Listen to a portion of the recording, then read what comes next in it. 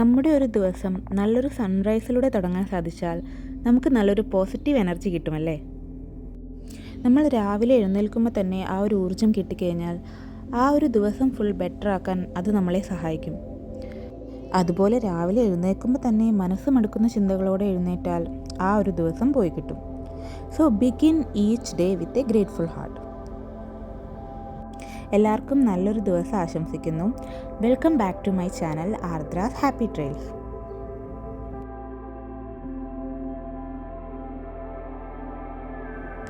ഇത് കേപ്പ് മേലെ ഞങ്ങളുടെ രണ്ടാമത്തെ ദിവസമാണ്. ഞങ്ങൾ താമസിക്കുന്ന ഹോട്ടലിനടുത്തുള്ള ബീച്ചിൽ തന്നെ നമുക്ക് സൺറൈസ് കാണാൻ പറ്റും. മോർണിംഗ് 5:30 ആയിരുന്നു സൺറൈസ് ടൈം. കുറച്ച് പേരൊക്കെ ഉണ്ടായിരുന്നു കാണാനായിട്ട്. അത്യാവശ്യം ചെറിയൊരു തണവും ഫോഗി ആയിട്ടൊക്കെ ഉണ്ടായിരുന്നു. എന്നാലും നല്ലൊരു സൺറൈസ് കാണാൻ പറ്റി.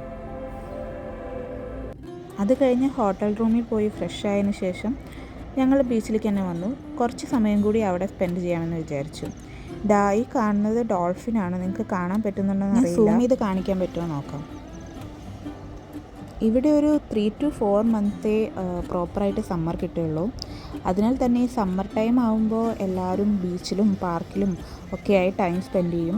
ഇവിടെയുള്ള ആളുകൾ കുറച്ച് ടാൻ ആവാൻ വേണ്ടി ബീച്ചിലൊക്കെ വന്ന് ഒരുപാട് ടൈം സ്പെൻഡ് ചെയ്യും. ഇവിടെ അച്ഛനും മോനും നല്ല കളിയിലാണ്. ഞാനതെല്ലാം നോക്കിക്കൊണ്ടിരിക്കുകയായിരുന്നു.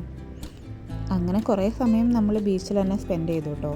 മോൻ്റെ ഭയങ്കര ആഗ്രഹമായിരുന്നു ബീച്ച് വരണം, ബീച്ച് വെക്കേഷൻ പോകണം, ബീച്ച് ഡേ എന്ന് പറഞ്ഞിരിക്കുകയായിരുന്നു. അപ്പോൾ അവന് വേണ്ടിയാണ് ഞങ്ങൾ മെയിനായിട്ട് ഇവിടേക്ക് വന്നത്. അങ്ങനെ ബീച്ച് ടൈമൊക്കെ കഴിഞ്ഞ് നമ്മളിപ്പോൾ പോയിക്കൊണ്ടിരിക്കുന്നത് കേപ്പ് മേ കൗണ്ടി സൂവിലേക്കാണ്. ഇവിടെ എൻട്രൻസ് ഫ്രീ ആണ്.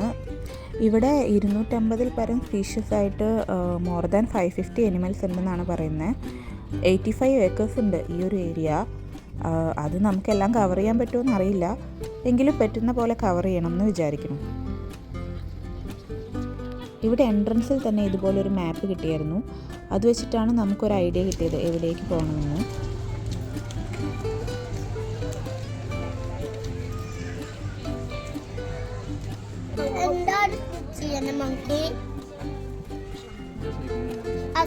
മങ്കി ഗോറില്ല പോലെയല്ല.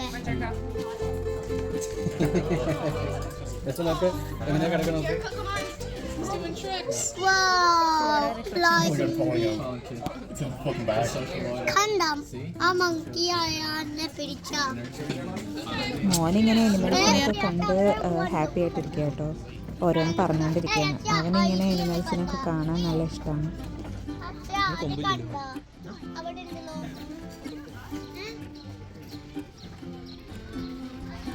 Hi, hello.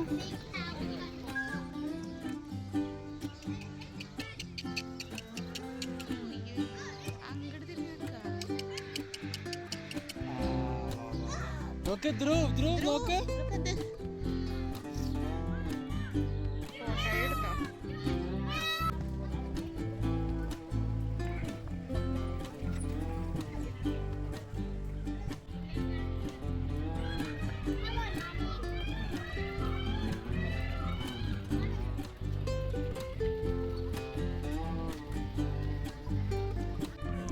വൈറ്റ് കളറായിട്ടുള്ളൊരു ഡീറായിരുന്നു ഇത്. കുറേ അറിയാത്ത എനിമൽസ്, കുറേ അറിയാത്ത സ്പീഷ്യസിലുള്ള എനിമൽസ് അവിടെ ഉണ്ടായിരുന്നു. ഇതൊക്കെ കുറേ എനിമൽസൊക്കെ ഞാൻ ആദ്യമായിട്ടാണ് കേട്ടോ കാണുന്നുണ്ടായിരുന്നത്.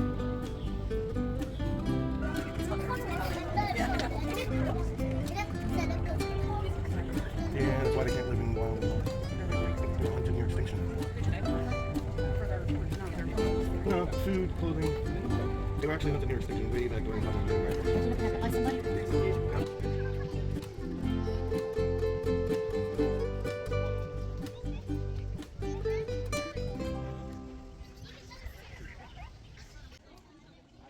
ഇത് എമു പോലെയുള്ളൊരു സ്പീഷ്യസ് ആയിരുന്നു. ഗ്രേറ്റർ റിയ, അതാണ് അതിൻ്റെ നെയിം.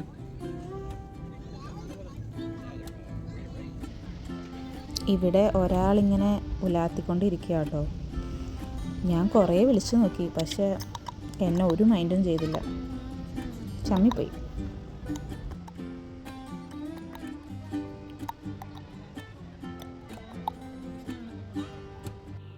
അതിന് പകരം അടുത്ത് തന്നെ ഒരാൾ നല്ല ഷോ ഓഫായിരുന്നു.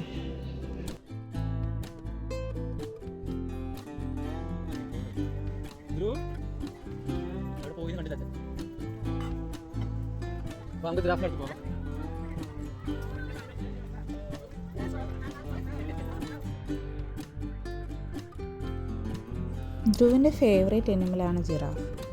ഇവിടെ കണ്ടില്ല, ഒരാൾ പാവം ആ ഒരു ഇല കിട്ടാൻ വേണ്ടി ഇങ്ങനെ നാക്ക് നീട്ടിക്കൊണ്ടിരിക്കുകയാണ്. കുറേ നേരമായി ട്രൈ ചെയ്യുന്നു, പക്ഷെ മൂപ്പര് വീണ ലക്ഷണമില്ല. അത് കിട്ടണ വരെ ട്രൈ ചെയ്തുകൊണ്ടേ ഇരിക്കുകയാണ്. കുറേ നേരം അത് തന്നെ ചെയ്യണ്ടായിരുന്നു കേട്ടോ.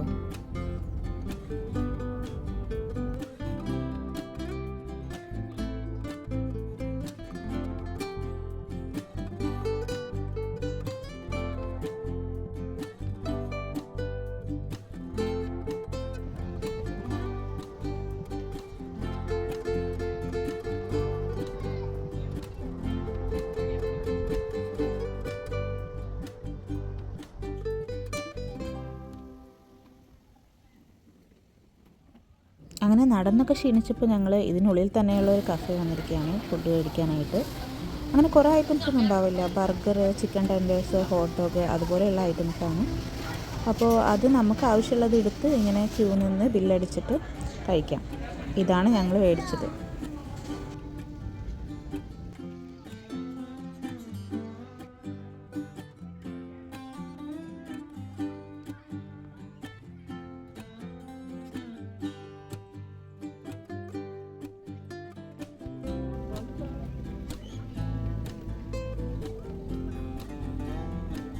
നമ്മുടെ ലയൺ കിങ് കണ്ടില്ലേ, നല്ല ഉറക്കത്തിലാണ് കശി. ഞാനൊരു 2-3 പ്രാവശ്യം വന്ന് നോക്കിയിട്ടോ എണീക്കുന്നുണ്ടോയെന്ന്, പക്ഷേ എവിടെ, ഒരു രക്ഷയില്ല. നല്ല ഉറക്കം തന്നെയായിരുന്നു. അതുപോലെ ഒരു ടൈഗർ ഉണ്ടായിരുന്നു, അതും നല്ല ഉറക്കമായിരുന്നു. ഇവരുടെ ഈ തല്ലൂട്ടൊക്കെ കാണാൻ നല്ല രസമുണ്ടായിരുന്നു കേട്ടോ. ഞങ്ങളവിടെ കുറച്ച് നേരം അവരുടെ കളിയൊക്കെ നോക്കി നിന്നു.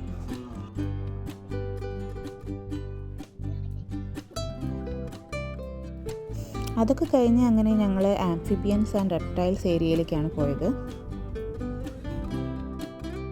ഇവിടെ വെറൈറ്റീസ് ഓഫ് ടേർട്ടിൽസ് ഉണ്ടായിരുന്നു.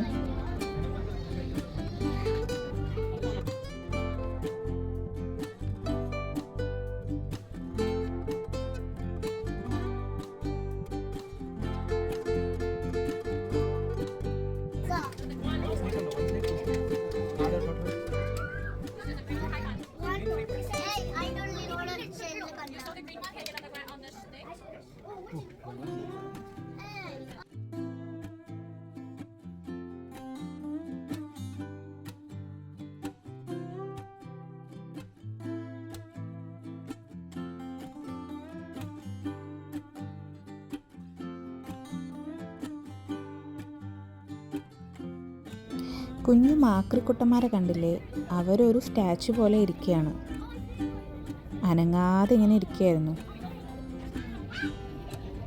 ഇതിൻ്റെ പേര് പോലെ തന്നെ ഞാനിത് ആദ്യമായിട്ടാണ് കേട്ടോ കാണുന്നത്. ഇതുപോലെയുള്ള സ്ഥലങ്ങളിൽ പോവുക, കാഴ്ചകൾ കാണുക, ഇതൊക്കെ കുട്ടികളെ പോലെ തന്നെ എനിക്കും ഇപ്പോഴും കൗതുകമുണർത്തുന്ന കാര്യമാണ്. ഇപ്പോൾ നമ്മുടെ നാട്ടിൽ തൃശ്ശൂർ സൂവിലൊക്കെ എത്ര പ്രാവശ്യം പോയിട്ടുണ്ടെന്ന് അറിയാമോ? എപ്പോൾ പോയാലും അതൊരു പുതിയ അനുഭവം പോലെയാണ് എനിക്ക്. നിങ്ങൾക്കും അങ്ങനെ തന്നെയാണോ? നിങ്ങൾക്ക് എങ്ങനെയാണ് ഇങ്ങനെയുള്ള സ്ഥലങ്ങളിൽ പോകുന്നത്? അതെല്ലാം ഒന്ന് കമൻറ്റ് ബോക്സിലൂടെ രേഖപ്പെടുത്തണേ. അപ്പോൾ ഇന്നത്തെ ഈ വ്ളോഗ് ഇവിടെ അവസാനിക്കുകയാണ്. ഇനി കേവ് മേലെ കൂടുതൽ വിശേഷങ്ങളുമായി അടുത്ത വീഡിയോയിൽ കാണാം. അപ്പോൾ എല്ലാവരും മറക്കാതെ എൻ്റെ ചാനൽ സബ്സ്ക്രൈബ് ചെയ്യണം, ലൈക്ക് ചെയ്യണം, ഷെയർ ചെയ്യണം. Thanks for watching.